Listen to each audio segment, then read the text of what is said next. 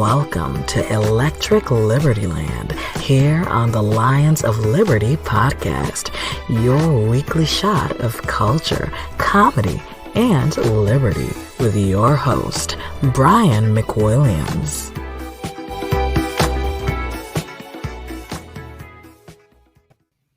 Hey guys, welcome to the show. Hope you had a great Thanksgiving. I know I did. I cooked a turkey. I had some family over. And as I mentioned before, enjoyable conversation because my family, who used to be uber progressives, have now slowly been coming around to libertarianism, which is just awesome and makes for much better conversations around the old Thanksgiving dinner table. But I hope you're still stuffed with turkey and good cheer as you join me for this Electric Libertyland. Thank you for coming. Please tell a friend. Please tell a loved one even, because you never know what will happen. And hopefully they all made it through the Thanksgiving weekend. Hopefully they didn't get their third, fourth, fifth, sixth, seventh booster, which has been getting some difficult reactions from people. I know my boss got very sick, I'll tell you that one.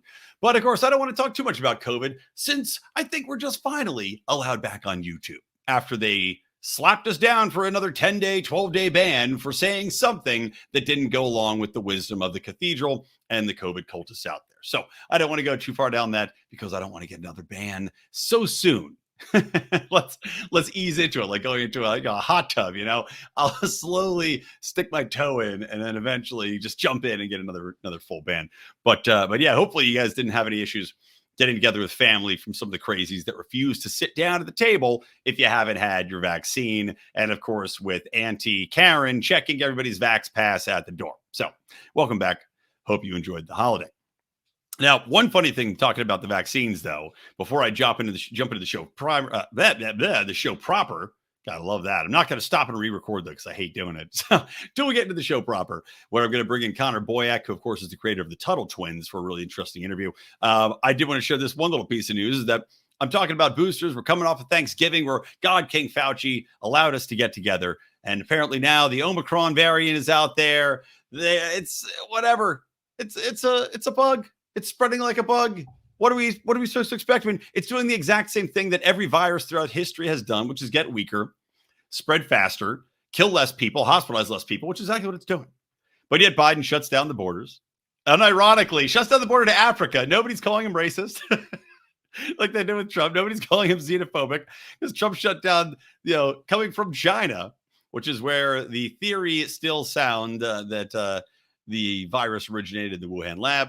But we don't have conclusive proof. But now, not a peep when the travel between Africa and the United States is shut down, because that's nothing to hoot about. That's nothing that the leftist media could find problems of course.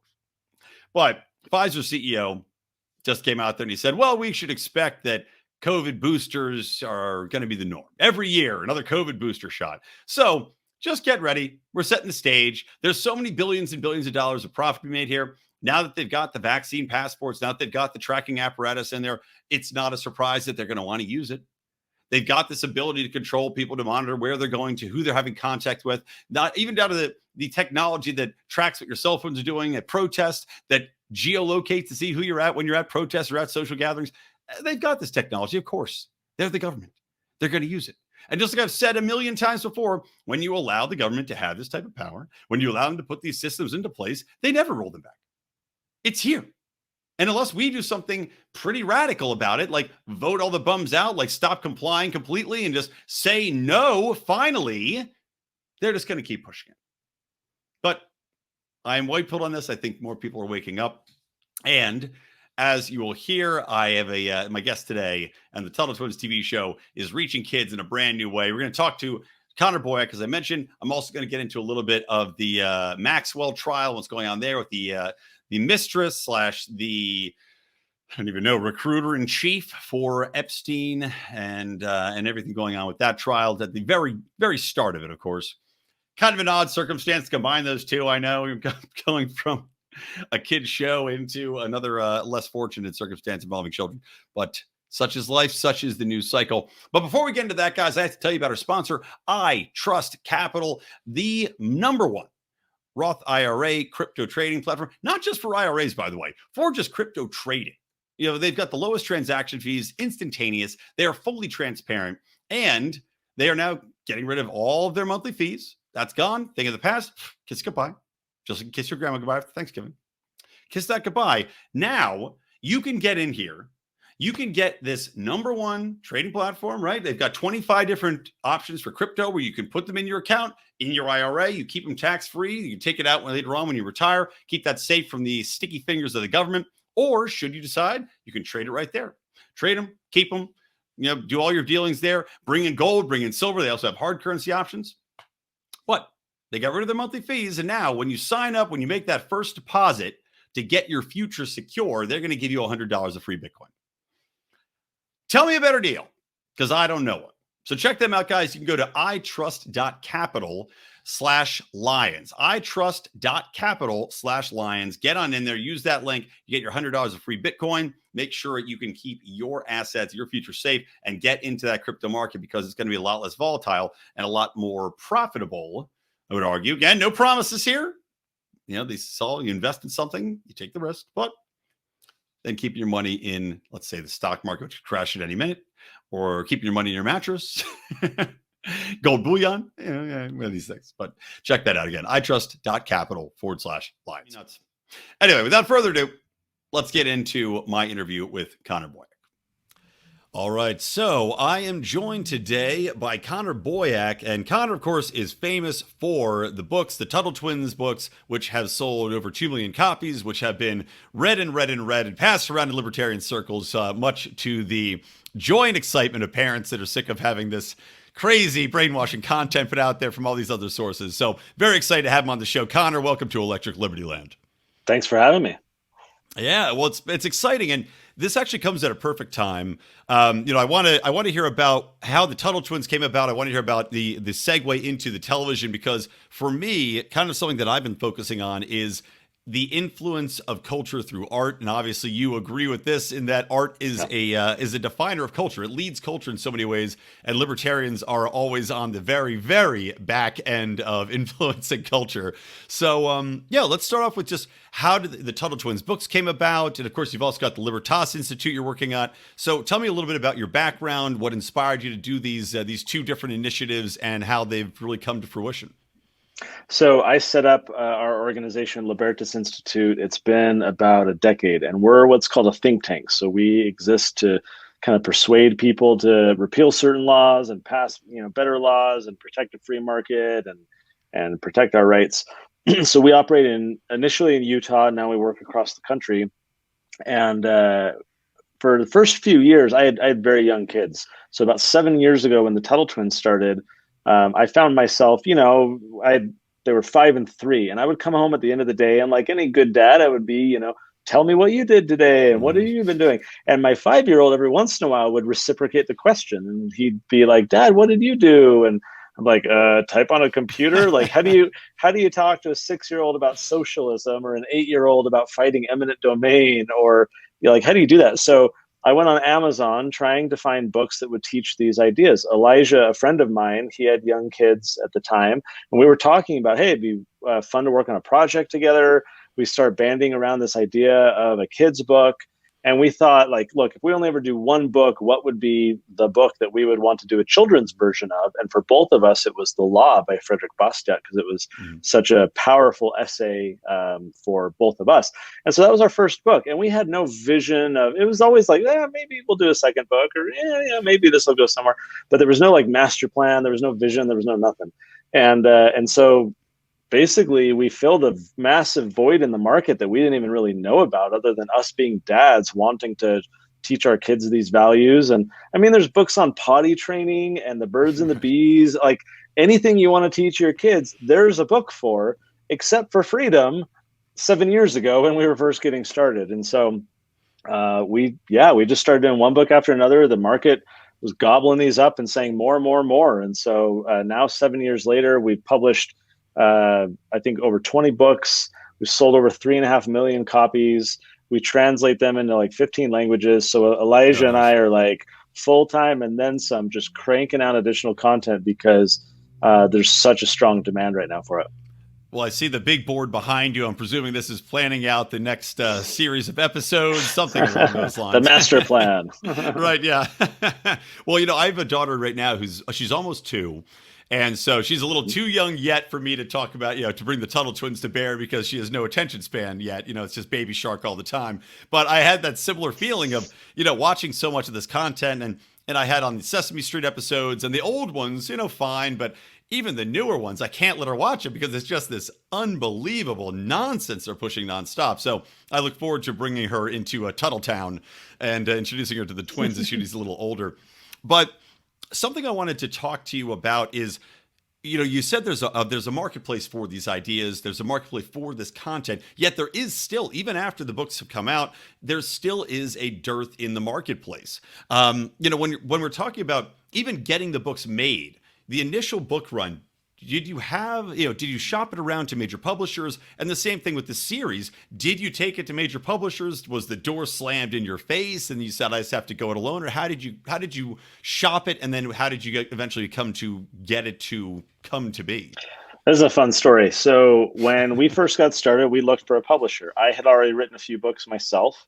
And my first 2 books were done through a publisher. And then I had self-published 1 or 2 books.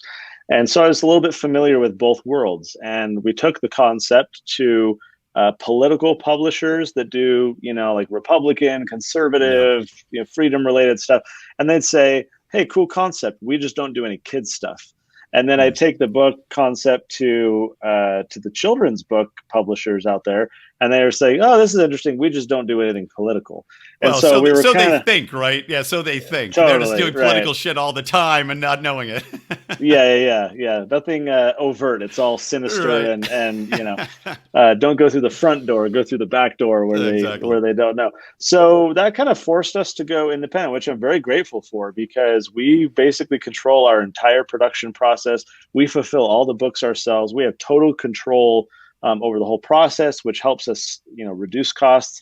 I have a warehouse that we have like 40 people working there right now, just packaging Tuttle Twins orders every day. That's awesome. And so the control has been very great to make sure, especially in the world that we're in now, that we're not at the mercy of too many other people who, make a decision we don't like or want to impose some type of burden on us.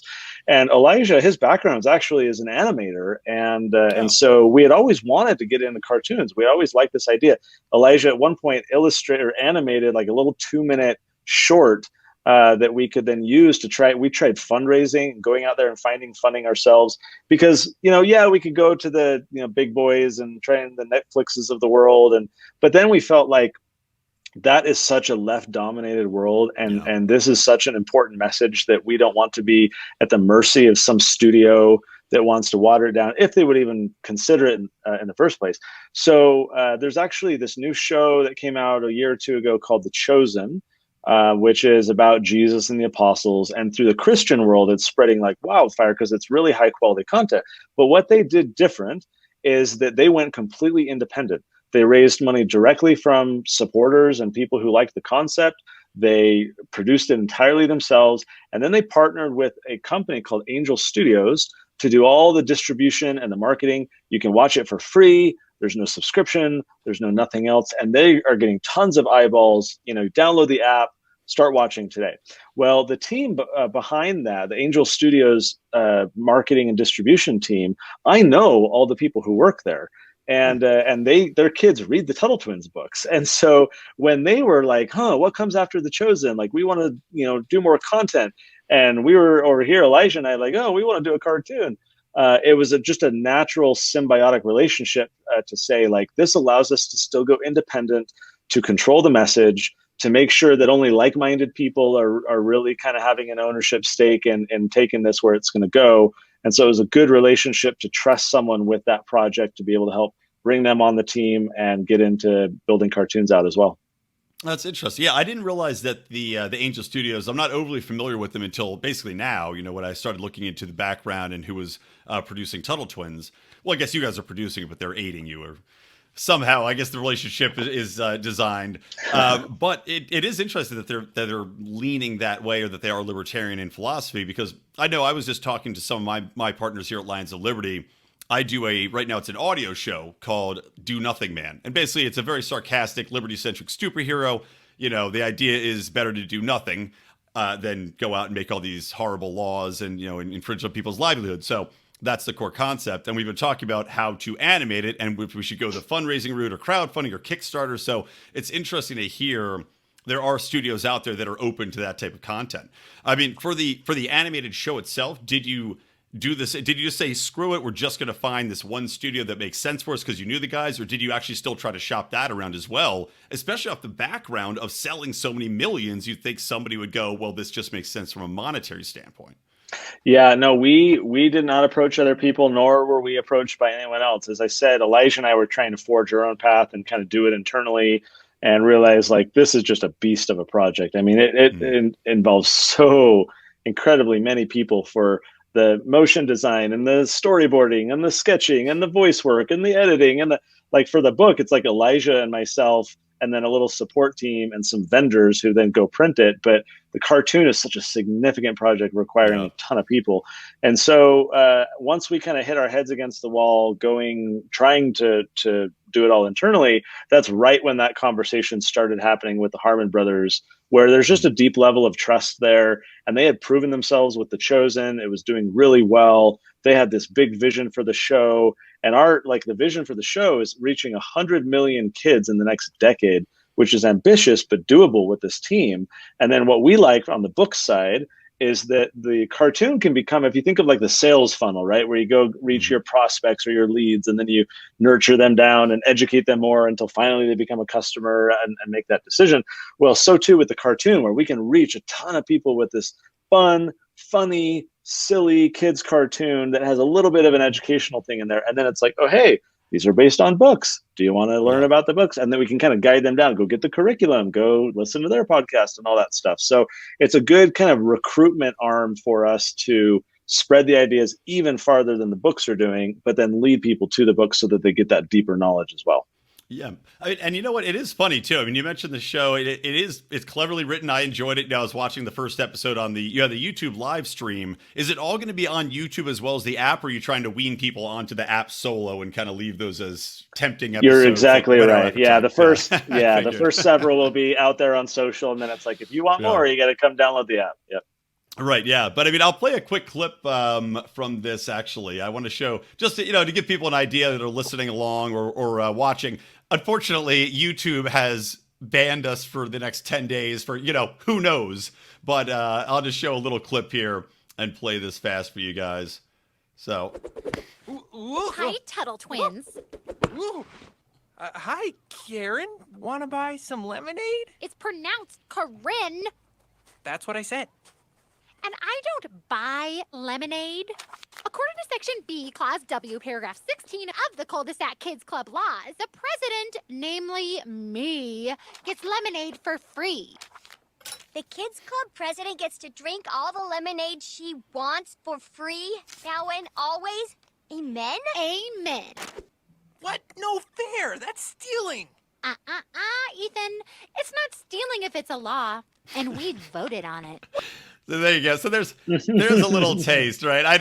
It's funny. It's got the point in there. It gets that kids going, that's not fair. And also I chose that one just because it was the center of the episode. That episode 1 really centers on laws and fairness and good and bad laws.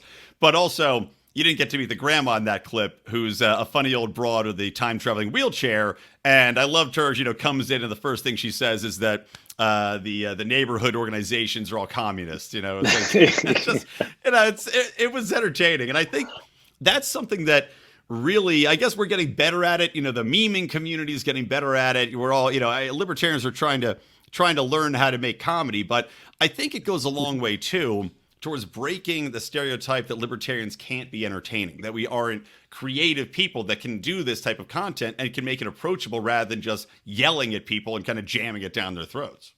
I think you're exactly right. And I think I think a lot of libertarians go through this maturing process where you go from kind of the infighting, navel gazing, let's shoot one another and have purity tests and everything, to be like, wait a minute, is this how I want to spend my scarce time on Earth? Or do I actually want to go educate people who don't already agree with me 99.5%? And so I went through that process and really began to realize that preaching to the choir is great. We need to do it. And here's a way for the choir's children to kind of grow up in the choir and learn these ideas too. But Like, we're never going to win, and we're never going to make progress if we're confined to the people who already agree with us and their kids. We have to find a way to make our ideas appealing and palatable and enticing, and empowering, right, to people who don't already agree, or maybe even just generic conservatives who believe in freedom but have no clue about anything substantive beyond just, America and wave the flag and whatever. And so there's a lot of opportunity out there. I mean, easily half of the audience that reads the Tuttle Twins books would never call themselves libertarian at all, and yet they're reading kids' books based on and containing the ideas from Atlas Shrugged, Anatomy of the State, Ron Paul's Foreign Policy of Freedom, and the non-aggression principle. And so if we package our ideas the right way, they're actually very appealing to a wide range of people when you don't have that alienating baggage of, prostitution and drugs and legalized sex work and all the things that we love to kind of focus on because they're controversial and whatever. But those are coming the second half of the season, I'm sure. Wait for later. The Tuttle Twins take on prostitution, naturally. That's going to be on the adult version, Tuttle Twins After Dark.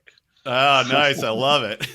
Well, has the response been to these early episodes? I mean, have you talked to people that are outside of the libertarian sphere or not conservative that have been like, look, I actually really like these. I enjoy it. I mean, do you feel it is opening up the doors for more conversation and a little bit more understanding because it's not so aggressive?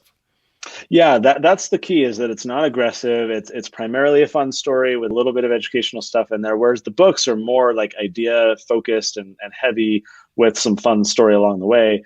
And it's interesting right now with the first 4 episodes out, we're very much focused on marketing this primarily to the existing community of book readers to get them fully immersed in, hey, there's a cartoon, come watch it, tell your friends, and leverage that kind of love group to go out and be our, ambassadors to many other people. And then in the next few weeks is actually when we're going to start transitioning into marketing the cartoon to entirely new people and have it be kind of that top of funnel strategy again of like, hey, family, here's you're sick of, like you say, Sesame Street or Blue's Clues or whatever with all this kind of garbage in it. Here's a cartoon that you can let your kids watch 14 times in a row and feel good about it because there's good values and intriguing ideas that'll teach them. So we're just now at the cusp of getting ready to start that kind of proactive outreach to new audiences. Whereas, I mean, the love group loves it, right? They're like, they've read all the books and their kids love it. And we have maybe 3 families who have reached out in the past few months who've been like, grandma's a little too crass for me. And there was a poop joke in there. And, we've got some very, very minority of people who don't like the angle of humor, but that humor is kind of intentional and it is a little bit sarcastic and witty, both for the adults and for the kids. So overall, the response has been phenomenal, and it's just very motivating for the whole team involved to keep doing more. Well, I think you need that too. I mean, my favorite cartoons I watched SpongeBob before I had a kid, mostly because the early episodes, they were written in a very specific way. It had a very, very specific voice and a funny, sarcastic way about it. It was funny for the adults as well. Those little secret jokes, the kids probably don't get, but the older people will appreciate. So I think that goes a long way towards making it something more appealing to adults because they, like I said, they feel good about it. They don't mind watching it with their kids. They can even explain more about what's going on, or the stories go deeper, which is good for interaction and hopefully gets people off. I know we want them to download the app, but hopefully that means you're watching with the kid rather than just fucking around in your own social media. But one thing I wanted to ask you as well, and then I want to ask you this question, and then I want to talk a little bit about advice you might have for other people that are looking to create content, and then we'll wrap it up because I don't want to take too much of your time up today.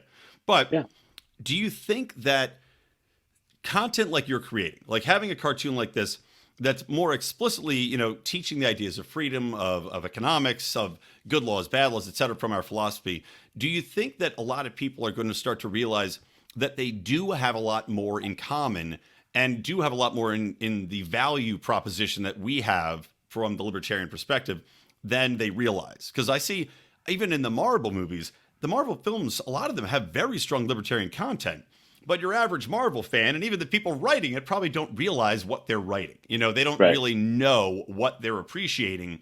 And something like this, I'm curious to see if you think that it's going to wake people up and if you think that the time is right and people are going to be migrating towards this way anyway.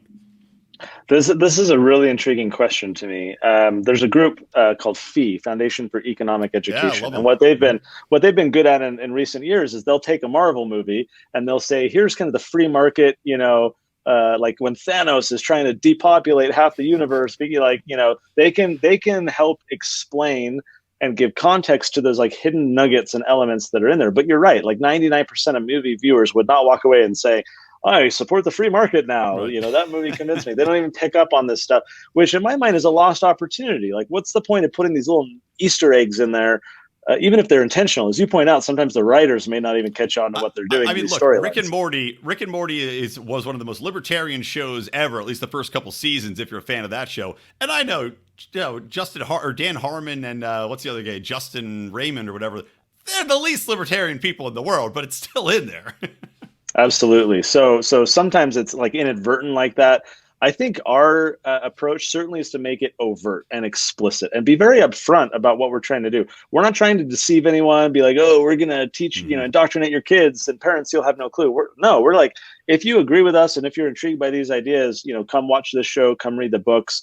And it's interesting because we've found that we've persuaded a ton of people. They hear from a mom in a church group or at their kids', soccer club or whatever about these books. And then they go get them based on that recommendation, like, oh, I need good books for my kids, or I need a Christmas present or whatever. They find themselves reading this material. We get messages like this all the time that especially the parents, but also the kids will be like, oh my gosh, I've like learned a ton and maybe I'm libertarian. And a lot of times what happens is they'll say, well, I definitely lean more libertarian. I'm not all the way there. Everyone has their little hang up, right? Like drugs or whatever. And so they'll qualify it. They'll tell you that they're not fully libertarian. And yet we've moved them from like 40% to 85% or whatever, which in my mind is a tremendous success because the running joke of like, what's the difference between a, conservative and a libertarian or a libertarian and an anarchist, or there's many variations of this joke. And the answer is like 6 months, right? Just like, taking someone from like a minarchist to a anarchist or whatever, right? Like it's all about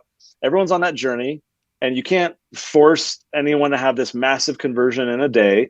I know of no better resource, frankly, and I'll just be blunt, I'm clearly biased, but I know of no better resource than the Tuttle Twins to get people further on that journey in a shorter amount of time than what we're doing because it's non-threatening. It's not a textbook.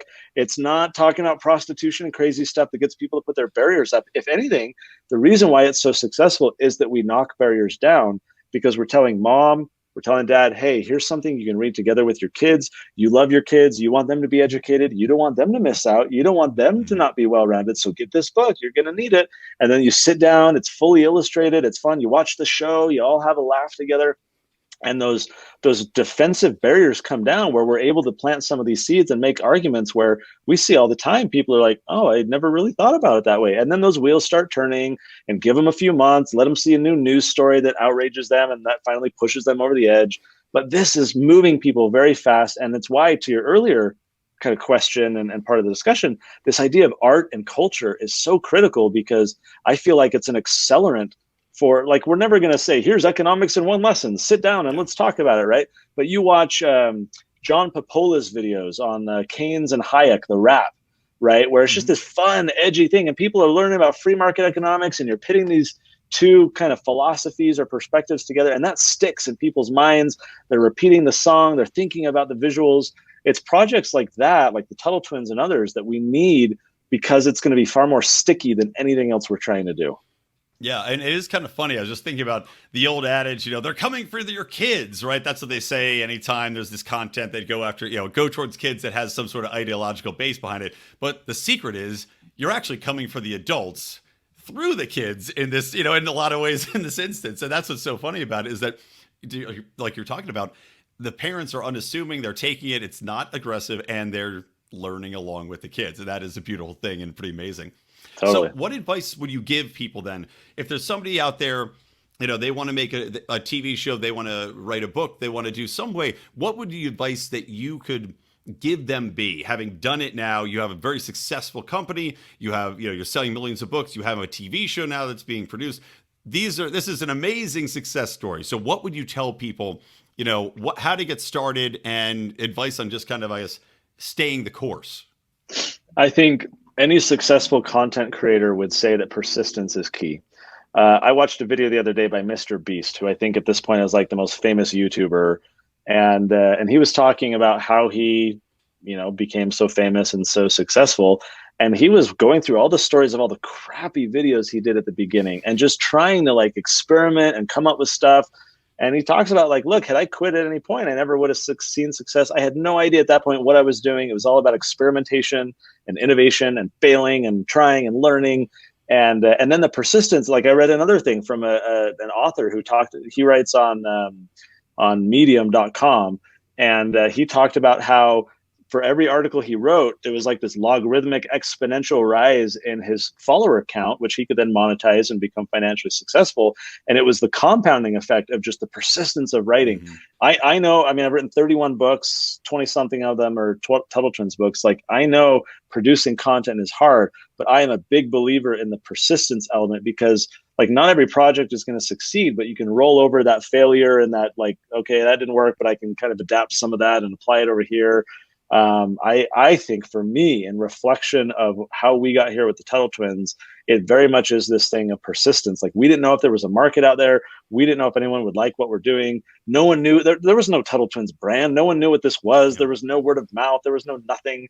I would go booth at homeschool conventions and Freedom Fest and flag people down and say like, hey, come look at this kid book. Like you just got to go through the slog. But like anything else, it just starts compounding. That snowball goes down the hill.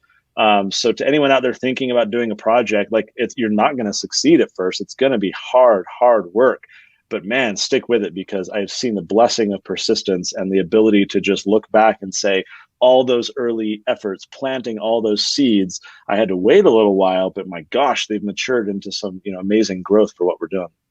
Yeah, awesome, man. Well, thank you, Connor. This has been a joy to talk to you, and I look forward to watching the rest of the episodes and bringing my daughter into the fold of the Tuttle Twins. Probably about a year from now, I think she'll actually be able to understand, and I can talk her through some things. Well, we have toddler books now. We have board books for toddlers. Okay. So perfect gift for the little ones. Perfect. I will definitely be ordering some. Okay, guys, Connor Boyack, you've famous for the Tuttle Twins. Check out the first 2 episodes at least are on live stream on YouTube right now. You can check them out. And of course, you can get the Angel Studios app is where you can get the full series as it comes out, correct? That's correct. Yep. And you can go to TuttleTwinsTV.com as a little shortcut for that. And if you're looking for the books, those are all at TuttleTwins.com. There you go. All right. Well, thank you so much. Have a wonderful evening and keep up the good work. I'm excited to see what you have in store for us. I appreciate it. Great talking to you. You too. All right. So there you go. Pretty interesting stuff. And, as I said, interesting transition. You have one man who is reaching parents through kids, reaching adults through children. And yes, to make a terrible segue, let's now talk a little bit about the Maxwell trial. Jillaine Maxwell, I call her Jillaine Maxwell for obvious reasons, into her trial, wherein coincidentally, the government, notoriously, one of the government agencies has been linked. I think it was predominantly the CIA was linked with Jeffrey Epstein using children once again to get to adults in a much more nefarious fashion, which were underhanded and horrible fashion. But I just want to talk about a couple of aspects in that trial about the lead prosecutor on it and about the media coverage or lack of media access. But before I do, guys, I want to tell you about an awesome event coming up. This is called Discover 2022, and it's from our pal Jason Stapleton. Of course, you know him for wealth, power, and influence. He has been a good friend of mine. I was at the man's wedding, for Christ's sake, but a good friend of mine, but an inspirational friend of mine. Somebody that whenever I hang out with him, it makes me want to do more, it makes me want to be better. And he actually has a seminar called Discover 2022. It's free. You can unlock your hidden talents, your skills, your passions, your abilities. Because a lot of times people ask us, right? And yes, we're talking about making our own, platform and teaching to tell you guys how to do podcasting, branding, et cetera. Because my background's in PR, so I know just how valuable a course like this is. But he's going to teach you how to tap into what you like, what you enjoy, what your skills are to actually create businesses, create entrepreneurial opportunities to help you find that path for yourself. That's going to make you far more successful, not only in your current career, but in any career you might want to start. What's your intellectual currency, right? Is the way we're going to call it. So anyway, I won't bore you with more details than that, but you want to join this up. It's a free event. You can go to Stapleton Agency. I'll spell it out for you. Stapleton, STAPLETON AGENCY, StapletonAgency.com/discover-Lions. So again, www.stapletonagency.com/discover-lions. All right, go there. I'll also put that in the show notes. You can find it and all that good stuff. So coming back in just to wrap this show out, I won't take too long on this because, I had the interview already. But Jillaine Maxwell, whatever you want to call her, she is on trial. Finally on trial. However, unlike the trials of Kyle Rittenhouse, unlike the trials of all these other very high profile, right, very divisive, very inflammatory circumstances, and it's hard to find something that was more inflammatory than Kyle Rittenhouse, a man who I have no problem with him getting off. As you said, I thought he was well within his rights of self-defense. However, you have people that are calling it racial. You have people that are calling it white supremacy. People that are calling it some sort of attack on gun rights or a victory for gun rights, or that nobody should be able to defend themselves. I mean, there were so many things wrapped into this one circumstance that it was the most inflammatory circumstance, the most inflammatory trial you could have. And yet they had cameras in the courtroom. They had shots being taken in the courtroom. They had live reporting in the courtroom that they could cut to at any point in time and tell you exactly what was going on with Kyle Rittenhouse. Notably, Kyle Rittenhouse is on stage crying, or on the stand crying. He's on the stage. Acting? No, I don't think he was acting. But he's on the stand. He's crying, thinking about how he killed these people. He's crying when he got off. That we've been denied in this Maxwell trial, right? So while people can talk about Kyle Rittenhouse and how he is clearly acting or clearly being honest, we can examine every tear that rolls down his little chubby cheeks. We can't see this monstrous woman who has been quite credibly accused of, and most likely will be convicted of, pedophilia, enabling child prostitution, child sex trafficking. I mean, all sorts of the most heinous crimes imaginable. Crimes that get you beaten to death in prison on day number one. But the judge in this case decided, that's too inflammatory. All right?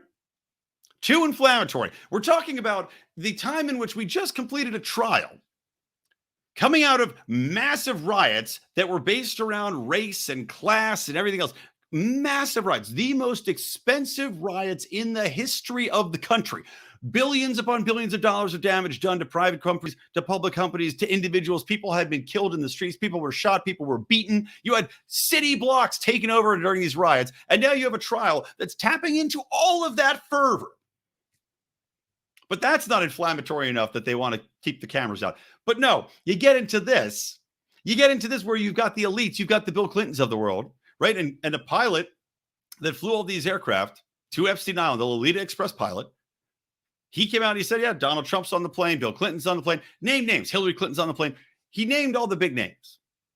Now, the Clintons and their press people had denied vehemently that Bill was on this plane before, mind you, even though it's been confirmed by 50 different witnesses that he's on the plane. So because you have all these elites, all these people that are high power, that they're too embedded in the power structures of the United States, right? Embedded with the people that make our decisions, that control our lives. A bunch of people like to think that they don't, but they pull the strings of so many institutions that have an impact on your life definitively. Because those are the people that are involved. Well, that's too inflammatory. We can't have a circumstance where we have a French Revolution going on. We can't have a new Bastille Day going on here. We can't have any circumstances where we bring the guillotines out for these folks. Of course not. It's too inflammatory for the average American. It's too sensational. Even though one man's sensational is another man's good reporting. And it shows you just how poisonous the media environment has become in regards to how media is treated, how media treats anybody that's on the left-hand sphere, which, of course, Epstein, the Clintons, they are definitively in the left-hand sphere.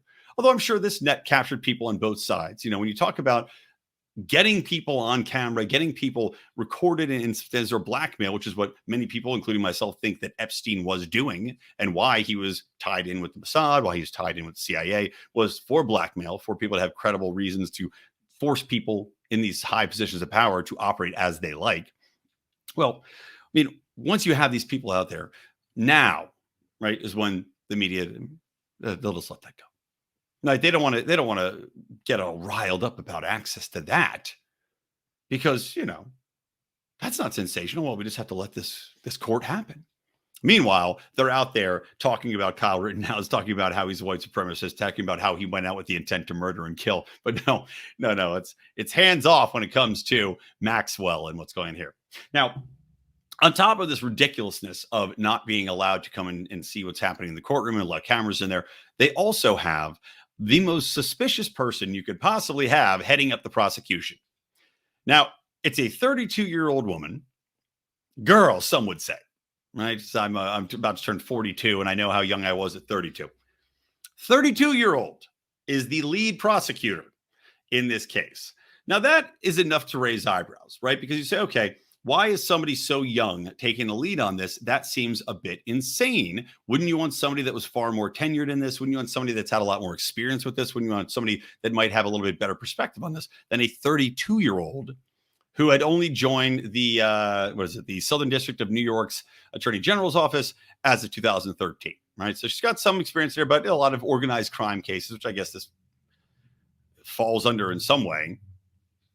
But, despite the questions you might have about a 32-year-old and if that's the best person they could put forward to take on a case that had this much riding on it, well, she just happens to be James Comey's daughter.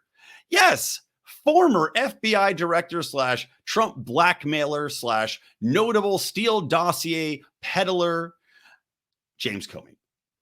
Yeah, the same guy who had gone to Donald Trump and told him that there were videos of prostitutes peeing on him and that this was very credible news and basically tried to get him in trouble with all these sexual revelations, accusations, whatever they might be, that all proven to be absolutely nothing. We know that now. Well, James Comey's daughter now.